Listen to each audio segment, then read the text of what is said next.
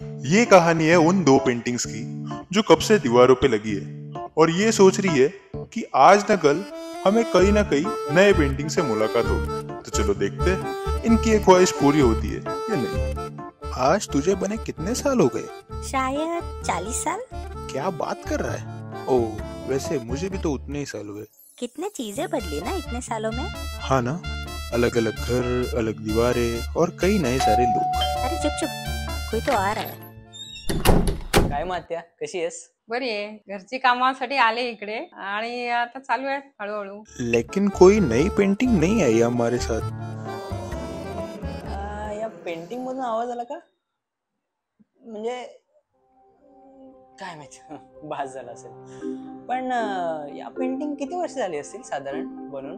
Painting जवळजवळ 40 त्यापेक्षा जास्तच झाले. आणि हे सगळे मग सीडी वर बनवायचं? हा, तेव्हा काय होतं, हे सीडी म्हणजे पूर्वी लाऊडस्पीकर असायचे आणि ते लाऊडस्पीकरवर सीडी वापरायचे आणि त्या खराब झाल्या की टाकून द्यायचे लोक.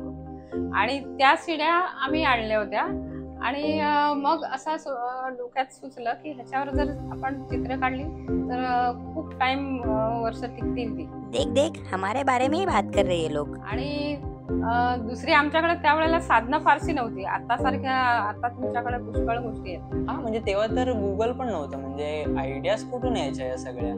आयडियाज म्हणजे माझे वडील शिक्षक सुद्धा आणि प्लस पेंटर होते आणि त्यांचं मी लहानपणापासून पाहत असायचे आणि त्यामुळे ती आपोआपच गोडी निर्माण झाली. असं काही नाही की कुठंच मी क्लास केलेला नाही पेंटिंगचा की कुठं शिकायला सुद्धा गेले नाही.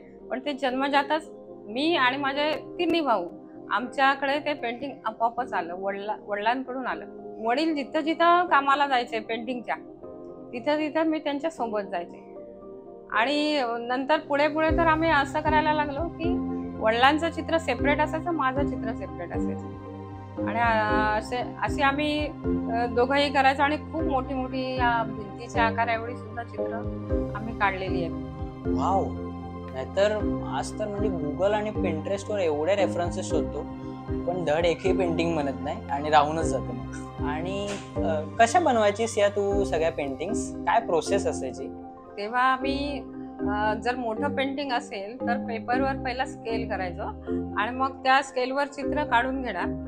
नंतर भिंतीवर आम्ही साधारण थोडा स्केलच्या लाईन मारायचो आणि मग ते छोटं चित्र समोर बघून त्या भिंतीवरच्या सर्व लाईन आउटलाईन सगळे पूर्ण करायचे आणि अशा पद्धतीने ती मोठी चित्र काढली जायची. पण त्या अशी छोटी जी ही चित्र आहेत ती आम्ही स्केलवर मी कधीच नाही केली.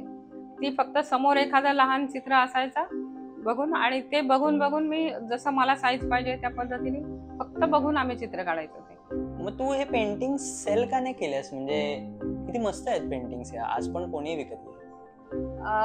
दुसरी भरपूर चित्र पेंटिंग्स विकले पण हे माझे खास आवडते चित्र मी माझ्या मिस्टरांना रुखवतावर आणले देण्यासाठी आणि म्हणून ते माझ्या घरात राहिले. मग हे पेंटिंग बनवणं का सोडलंस? म्हणजे किती मस्त आहेत या सगळ्या पेंटिंग्स. आज पण एवढं डिमांड आहे ना ट्रेडिशनल आर्टिस्टला, काय सांगू तुला. बंद म्हणजे त्याच्या लग्नानंतर माझं घर बदललं आणि रीतिरिवाज पद्धती सगळ्या बदलल्या, जबाबदाऱ्या बदलल्या आणि कामात पूर्ण वेळ जायचा आणि त्याच्यामुळे हे हळूहळू तिकडे दुर्लक्षित झालं. फक्त मी कधी माझ्या वडिलांच्या घरी गेले की मी त्यांना मदत म्हणून करायचे तरीही.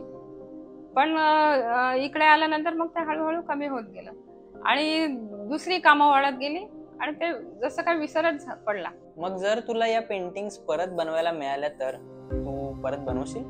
अभी मजा आएगा ना बिडू.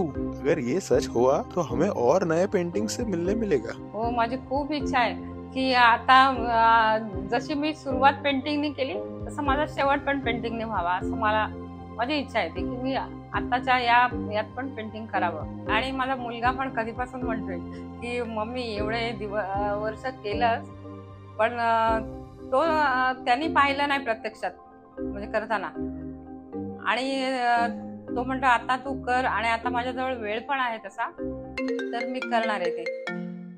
ओ हा, आता मला निघायचं होतं, मी येतो, नंतर भेटतो. और इसी तरह से कुछ पुराने यादें ताजे हुई और कुछ सपने क्या पता इन दोनों को किसी नए पेंटिंग से मिलने मिले अब।